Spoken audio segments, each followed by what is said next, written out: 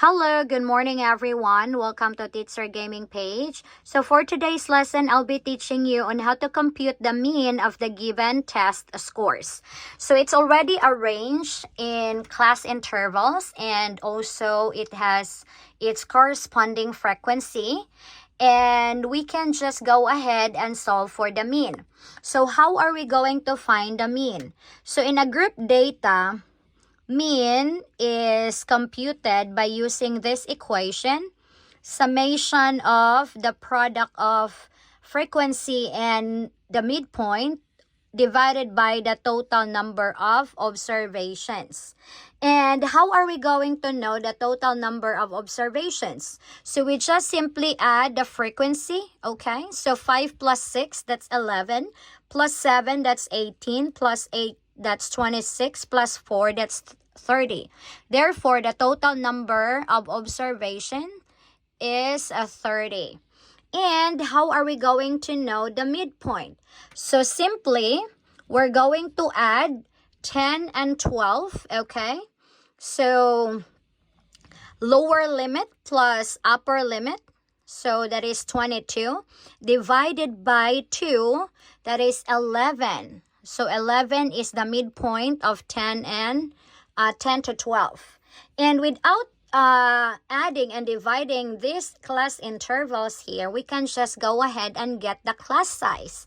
So the class size of this test score is just simply subtract 13 by 10, and that is 3. So the class size here is 3. So we can just add 11 by 3. So 11 plus 3, that's 14. And then 14 plus 3, that's 17. 17 plus 3, that's 20. And 20 plus 3, that's 23. And we can check it if our answer is correct. So let's have 13 plus 15, that is 28. Divided by 2, it's 14. So it's the same thing, right? So that's how we solve for the midpoint. After that, we will multiply the frequency and the midpoint, so that we can get the total or the summation of the product of frequency and the midpoint. So we will multiply frequency and the midpoint. So 23 times 5. So 23 times 5, that is 15 here. So 5 times 2 is 10, plus 1 it's 11. So it's 115. And then 20 times 6, that is 120.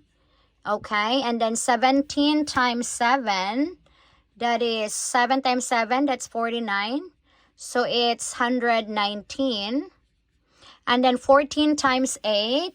So we have 14 times 8, so that's 32. So it's 112. All right. And 11 times 4, that is 44. All right. So we already have now the product of frequency and the midpoint. So we are going to add together, okay? So add them all together so that we can get the summation of fx. So 5 plus 0 plus 9. So 5 plus 9, that's 14.